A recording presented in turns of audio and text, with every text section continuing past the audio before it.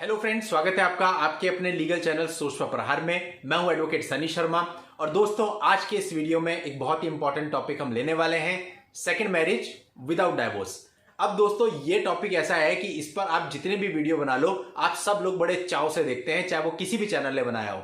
केवल थंबनेल पे इतना होना चाहिए, सेकंड मैरिज विदाउट डाइवोर्स, आप लोग उसे एकदम से देखते हैं। दोस्तों, इसका कारण क्या है? इससे एक बात क्लियर होती है कि आप सारे ही जितने लोग ऐसी चीजों में स्टक हैं, आप आगे बढ़ना चाहते हैं, आप आगे मूव करना चाहते हैं, चाहे आप लड़की हैं चाहे आप लड़के हैं। अगर आप इस तरह की चीजों में फंस गए हैं, मैट्रिमोनियल विवादों में फंस गए हैं, तो आपके जीवन का बहुमूल्य समय इसमें नष्ट हो रहा है और आप सारे ही चाहते हैं कि इसमें से निकलकर हम अपनी जिंदगी में आगे मूव करें। इसीलिए ये वीडियो आप लोगों को सबसे ज्यादा अट्रैक्ट करता है। मैंने भी अपने चैनल पे जितने वीडियो इससे रिलेटेड जजमेंट पे या इससे रिलेटेड लॉ पे बनाए हैं, वो वीडियो एकदम से बूस्ट हुए हैं, यानी कि आप लोगों ने उन्हें सबसे ज्यादा पसंद किया है। लेकिन दोस्तों, हम यहां पर थोड़ा सा ब्रेक मारते हैं, थोड़ा सा रुकते हैं और समझते हैं पहले चीजों को। देखिए दोस्तों, जब आपकी पहली बार शादी हुई थी तो आपके मन में कैसा था? आप बड़े खुश थे, बहुत ही खुश थे। आप सारे कपड़े वगैरह अपने जूते से लेकर के ऊपर से नीचे तक की सारी चीजें नए बनवा रहे थे और कितना एक्साइटमेंट था आपके अंदर। शादी से एक हफ्ता पहले ही आप लोग सारी तैयारियों में लगे हुए थे। शादी है, शादी मतलब बहुत सारे सपने। और जब शादी में आप थे तो आपने देखा होगा अपने दोस्तों को किस तरह से पार्टी दी थी, कैसे सारी चीजें हुई थी। और उसके बाद क्रेज होता है सुहाग रात का कि भाई अब शादी होगी, इसके बाद सुहाग रात होगी। कहते हैं ना, शादी का लड्डू जो खाए वो भी पछता है और जो ना खाए वो भी पछता है। तो तब तो आप खाने के लिए पछता रहे थे और अब आप खाकर पछता रहे हो। तो दोस्तों, कई सारे मामले होते हैं कि इतनी एक्साइटमेंट के बाद शादी होती है, दूल्हा वेट कर रहा होता है कि 2-3 दिन हो गए सारे रिचुअल्स चलते हुए, कब ये खत्म होंगे, कब सुहाग रात का टाइम आएगा। सुहाग रात का टाइम आया, दूल्हे ने जब दुल्हन को छूने की कोशिश करी तो दुल्हन ने कह दिया, ऐसा है मैं अभी इन सारी चीजों के लिए कंफर्टेबल नहीं हूं। ले भाई, बच गई बैंड। अब देखिए, वो बेचारा इतने समय से वेट कर रहा था, अब उसको ये सुनना पड़ गया इतने पैसे खर्च करने के बाद, इतना सारा काम झाम करने के बाद कि मैं कंफर्टेबल नहीं हूं। अब बेचारे कुछ शरीफ लड़के, उन्होंने क्या किया, वेट किया कि चलो ठीक है, आप पहले कंफर्टेबल हो जाओ।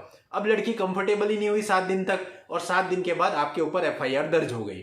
अब बताइए दोस्तों, और ऐसा एक नहीं अनेकों मामले हैं, अनेकों, जिसमें ऐसा हुआ है जहां पर दोनों के बीच में फिजिकल रिलेशन तक नहीं हुए, लेकिन लड़के के ऊपर 498A दर्ज है। अब इसे आप क्या कहेंगे? वहां तो उसने उसको टच भी नहीं करने दिया, लेकिन एफआईआर में 377 भी लगी हुई है।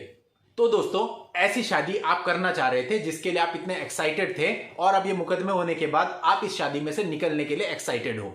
अब आप ये बताओ कि अगर आप दूसरी शादी करते हो और दूसरी शादी में भी अनफॉर्चुनेटली आपके साथ ऐसा कुछ हो जाता है तो क्या होगा? लेकिन दोस्तों देखिए, जब हम किसी के साथ कांटेक्ट में जाते हैं तो उस समय सबका बिहेवियर अलग होता है, बट जब हम किसी के साथ एक्चुअल में रहते हैं कुछ समय, तो बदलाव आने शुरू होते हैं। क्योंकि इस दुनिया का नियम है कि बदलाव ही स्थायी है। इसके अलावा कोई भी चीज ऐसी नहीं है जो एक जैसी रहती है, केवल चेंजेस ही ऐसे हैं जो परमानेंट है, यानी चेंजेस होंगे ही। तो अगर आप किसी के भी साथ जा रहे हो, जब आप उसके साथ कुछ समय रहोगे, जब तक आप लव अफेयर में हो, तब तक तो उसे आपकी कमी दिखाई नहीं देगी, ना आपको उसकी कमी दिखाई देगी। तब तक तो आप दोनों को एक दूसरे में केवल गुण दिखाई देंगे कि ये तो इतना अच्छा है या इतनी अच्छी है।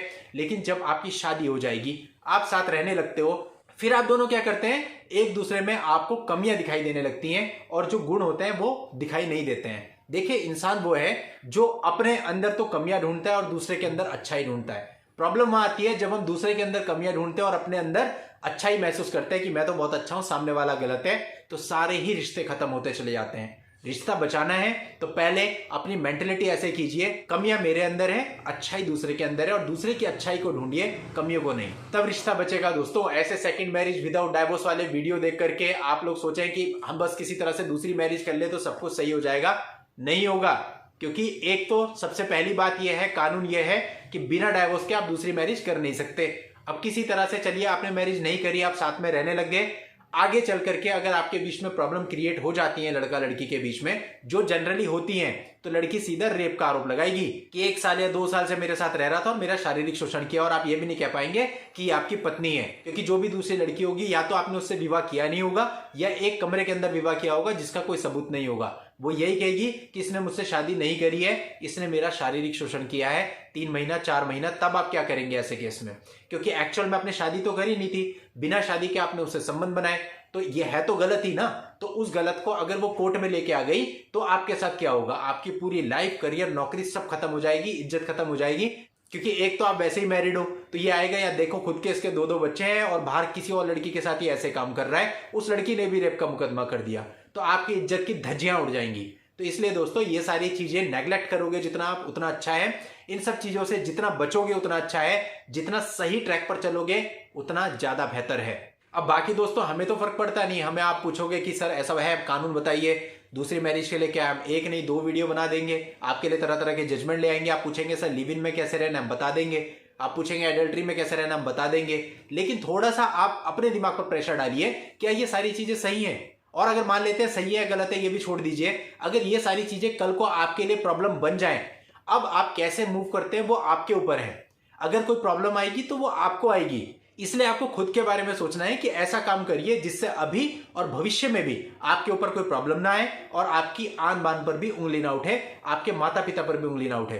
तो इसलिए लड़का है या लड़की है, कोशिश आपको यह करनी है कि यदि आपकी मैरिज हो गई है तो भाई उसे चलाना है। क्योंकि यदि आप मैरिज तोड़ते हैं तो उसमें ना तो लड़के की इज्जत है और ना लड़की की इज्जत है, और जहां भी आप दूसरी जगह जाओगे आपको अच्छी दृष्टि से नहीं देखा जाएगा। आप लिख के ले लीजिए, जिसके साथ भी आप विवाह करते हैं वो दूसरा आदमी आपको वैसा दर्जा कभी नहीं दे पाएगा जैसा कि आप पहली मैरिज में एक दूसरे के साथ होंगे। देखिए दोस्तों, जिंदगी बहुत छोटी सी है, यदि छोटी सी जिंदगी में हम ऐसे अवैध रिलेशनशिप रख करके अपने मुंह पे काला पोतते रहेंगे तो क्या होगा, एक दिन तो हम यहां से चले जाएंगे, तो जाकर के ईश्वर को क्या मुंह दिखाएंगे, यही कि हमने इतनी कालिक अपने मुंह पे पोती है। तो दोस्तों इसलिए अच्छा यह है कि अगर आपकी शादी हुई है तो इस तरह की चीजें मत करिए। जमीन की लालच, पैसे की लालच, 50 लाख की लालच, 60 लाख की लालच, 10 लाख की लालच, ये कुछ नहीं होती है। इन सब चीजों से कुछ नहीं होता। यदि आपको खुश रहना है तो आप जितना अपने घर में अपनी मेहनत से कमाएंगे उससे भी खुश रह सकते हैं। और यदि आप किसी से भी किसी को टॉर्चर करके या किसी को परेशान करके कुछ पैसा लेके अलग हो भी जाएंगे तो पैसा आपको खुशी नहीं दे सकता है। वो पैसा तो एक समय के बाद खर्च हो ही जाएगा, और अगर खर्च होना हो तो यूं हो जाए ईश्वर कोई बीमारी दे दे, 2 मिनट के अंदर आपके 50 लाख रुपए लग जाते हैं जब आप हॉस्पिटल से बाहर आते हैं। तो बस इतनी औकात होती है इस पैसे की जो कि इस तरह से कमाया जाता है, इस तरह से किसी से भी लिया जाता है। तो चाहे वो लड़का है लड़की है, इस प्रकार से पैसे की लालच ना करें। लड़के भी कई बार पैसे की लालच करते हैं कि देखते हैं पैसे वाली की लड़की है तो उसको परेशान करते हैं पैसे लेके आ, और लड़कियां भी आजकल एक्सटॉर्शन कर रही हैं कि भाई इतने पैसे दोगे तो मैं तुम्हारी जान छोड़ूंगी।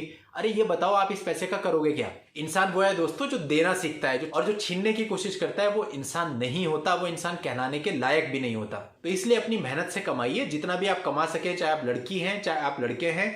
आप सुबह से शाम तक मेहनत करते हैं, उसके बाद जो आता है वो आपको तरक्की देता है। अब हमारा काम है लीगल प्रोफेशन, हम भी सुबह से लग जाते हैं 6 बजे से अपने काम में, वीडियो भी डालने हैं, लोगों के केस भी तैयार करने हैं, कोर्ट में भी देखना है, दुनिया भर की कॉल्स भी लेनी है, सबकी सारी चीजें मैनेज करनी पड़ती है ना। पूरा दिन निकल जाता है सुबह 6 बजे से लेकर रात तक। रात को 11-11 बजे 12-12 बजे हम लोग कई बार फ्री होते हैं। तो लेकिन इससे आप जो भी कमाएंगे, जो भी अर्निंग करेंगे, उसमें कम से कम आप सेटिस्फाई तो होंगे ना कि आपने काम करके पैसा कमाया है। लेकिन यदि आप बिना काम किए दूसरे से एक्सटॉर्ट करते हैं या फिर डाउरी के नाम पे आप लड़की से मांग रहे हैं, तो वो जो पैसा है ना वो केवल दुविधा और बीमारियां आपके घर पे लेके आएगा, इससे ज्यादा कुछ नहीं होगा। तो कुल मिला के बात यह है, सेकंड मैरिज विदाउट डाइवोर्स में जाने से पहले आप इन सारी चीजों को ध्यान में रखिए, उसके बाद ही आगे मूव कीजिए। कोई गारंटी नहीं है कि आगे आपको सुख मिलेगा, हो सकता है इससे भी बड़े मुकदमे कल को आ जाए। मेरे पास ऐसे बहुत केस हैं जिसमें फर्स्ट वाइफ ने भी केस किए और अभी सेकंड वाइफ भी केस कर रही है। आप में से बहुत सारे लोग ऐसे हैं जो मुझसे बात कर चुके हैं इस मामले पे और मेरा वीडियो देख भी रहे होंगे। तो ऐसा ही कल को आप लोगों के साथ भी हो सकता है जो कोशिश कर रहे हैं अभी नए रिश्ते में जाने की। तो पहले खुद को सुलझाइए, खुद का मैच्योरिटी लेवल इतना स्ट्रांग कीजिए कि आप इन चीजों को निभा पाए। यदि आप कम मैच्योरिटी के साथ इन सारी चीजों में जाओगे फिर से वही सब होगा। तो दोस्तों ये मेरी बस कुछ राय है जो मैं आपको देना चाहता था, बाकी आपके ऊपर है। आपको लगता है कि इस राय को मानना चाहिए तो आप मानिए, अदरवाइज इग्नोर कर दीजिएगा। नेक्स्ट वीडियो में लीगल जानकारी के साथ मैं आपसे मिलता हूं, तब तक के लिए good bye and thank you for watching, take care.